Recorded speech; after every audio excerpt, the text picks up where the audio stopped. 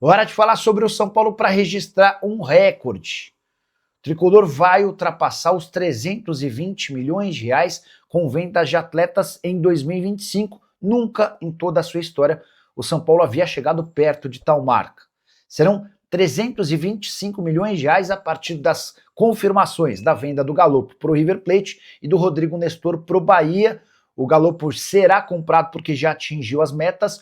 Rodrigo Nestor está bem perto de alcançá-las, mas o Bahia também já formalizou sua intenção de ficar com o jogador. Dessa maneira, o São Paulo, pela primeira vez desde que foi fundado, ultrapassa os 300 milhões de reais. Só a título de comparação, na temporada passada o São Paulo havia arrecadado 93 milhões de reais com transferências de atletas. Estamos falando de uma cifra mais do que 3 vezes maior para essa temporada.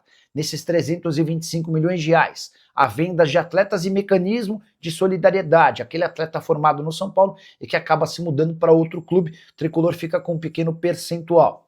Queria registrar as receitas do São Paulo nos últimos anos com vendas de jogadores. Foram 93 milhões, como eu contei, em 2024, 120 milhões de reais em 2023, 228 milhões de reais em 2022, era até então o recorde de receita com transferências de atletas na história do São Paulo. Em 2021, o São Paulo havia faturado 76 milhões de reais. Você pode estar se perguntando, mas Nicola, quais foram as maiores vendas do tricolor? Até aqui, Lucas Ferreira, 63 milhões de reais, William Gomes, 55 milhões, Matheus Alves, 39 milhões, Henrique Carmo, 33 milhões de reais, além do Ângelo, 32 milhões. Quero falar agora sobre Hernan Crespo, informação exclusiva.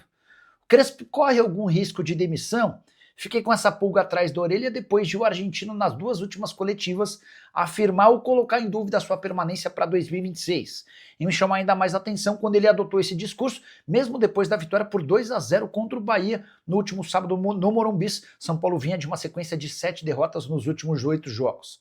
Só para lembrar que o Crespo tem contrato com o São Paulo até dezembro de 2026. Posso assegurar que não há nenhum plano da diretoria em dispensar o treinador, a menos que o São Paulo continue com uma grande campanha catastrófica daqui até o fim da temporada. Se a campanha for razoável para boa, ainda que o São Paulo não vá para a Libertadores, a tendência é que o Crespo fique. Percepção dos dirigentes é de que o Crespo tem o elenco na mão, só precisa de uma maneira ou outra ser um pouco mais enérgico nas cobranças. E essa postura já tem mudado, o que faz com que o Crespo esteja garantido para a próxima temporada. Importante registrar também que o Crespo se arrependeu de ter colocado em dúvida a sua permanência depois da vitória contra o Bahia para 2026 e conversou com dirigentes do São Paulo afirmando: pessoal, errei a mão, não vou mais falar sobre o tema, não tem porquê. E diante desse cenário, o São Paulo vai se ajustando para tentar buscar classificação. Próximo jogo bem importante, contra o Vasco da Gama, adversário direto na briga por vaga em Libertadores. O jogo é em São Januário. Vale a lembrança de que no jogo do turno o Vasco passeou em cima do tricolor no Morumbi. Informação importante no São Paulo: contratações, vendas, dispensas e renovações serão decididas ao fim do atual Campeonato Brasileiro. Isso não significa que a diretoria e a comissão técnica não começarão o planejamento. Pelo contrário, na quarta-feira, data da reapresentação do elenco, há uma reunião super importante entre Hernan Crespo, Júlio Casares e Márcio Carlo Magno, o novo homem forte do futebol tricolor. E o debate vai ser exatamente na programação e o planejamento para o próximo ano. Mas por que o São Paulo decidiu adiar renovações, dispensas, contratações e saídas? Tudo para não afetar o atual elenco. Embora algumas coisas já estejam pré-determinadas, o São Paulo vai deixar para comunicá-las tão logo a participação tricolor no Campeonato Brasileiro termine. Até porque, dependendo de como o São Paulo se sair daqui até a última rodada, o planejamento muda. Se o São Paulo for para a Libertadores, capacidade de investimento tricolor vai ser uma. Se o São Paulo tiver de se contentar com a Sul-Americana, certamente o nível de investimento será bem menor. Queria destacar, por exemplo, que Rigoni, Dineno e Luiz Gustavo não tiveram seus futuros definidos ou divulgados, mas a tendência é que eles não fiquem assim como o goleiro Leandro. Dá para cravar que Enzo Dias será comprado até porque já bateu uma meta. Rodriguinho, meio atacante cujo vínculo se encerra em dezembro de 26. A próxima rodada de tratativas para a extensão desse contrato vai ficar para o fim do Campeonato Brasileiro. O que dá para cravar é que Oscar, Lucas Moura e Caleri seguem no tricolor, mesmo custando muito e rendendo pouco. Só para arrematar de vez, registrar que o São Paulo perdeu sócios torcedores desde que foi eliminado pela LDU na Libertadores da América, coisa de um mês. Eram 57.567 sócios torcedores adimplentes, na última atualização 52.813, cerca de 5.000 sócios torcedores perdidos por conta da queda para o time equatoriano. Hora de falar sobre o São Paulo. Há alguma chance de o atacante Eric, que pertence ao tricolor, mas está emprestado ao Vitória, retornar ao São Paulo em 2026? Vale a lembrança de que esse empréstimo se encerra em 31 de dezembro, o Vitória pagou R$1 milhão pelo empréstimo e se comprometeu a pagar 100% dos salários. O time baiano ainda não tomou uma posição sobre a possibilidade da compra em definitivo. Isso vai estar muito associado à permanência do Vitória na primeira divisão. Se o Vitória permanecer, existe uma chance real de proposta para aquisição do atleta. Se o time cair para a segunda divisão, o Vitória não terá condições de fazer uma oferta para compra.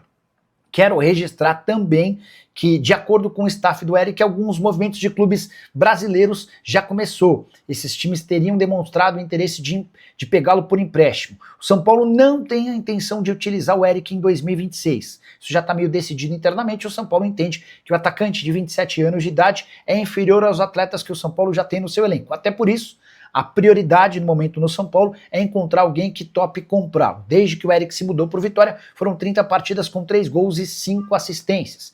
Queria só registrar outros jogadores do São Paulo emprestados. Galopo emprestado ao River Plate será comprado. Rodrigo Nestor emprestado ao Bahia, tudo para ser comprado. Tem também João Moreira no Porto, Jandrei no Juventude e Ibali, que foi jogar no Retrô. Nenhum desses três faz parte dos planos do São Paulo para 2026. Quero responder agora se Caleri pode voltar ao São Paulo em 2025. O atacante argentino completou nessa quinta-feira 6 meses desde a cirurgia. Ele, no dia 23 de abril, passou por um processo cirúrgico para correção de uma ruptura do ligamento cruzado anterior do joelho. Período de recuperação costuma ser de 7 a 9 meses. E o Caleri já está na fase de transição. Isso significa que o argentino já não fica mais no departamento médico. Ele deixou o departamento médico e tem feito uma série de trabalhos no campo, ainda sem a presença dos companheiros e também sem atividades com bola. Pergunta foi feita para um dirigente importante do São Paulo. O Caleri volta nessa temporada?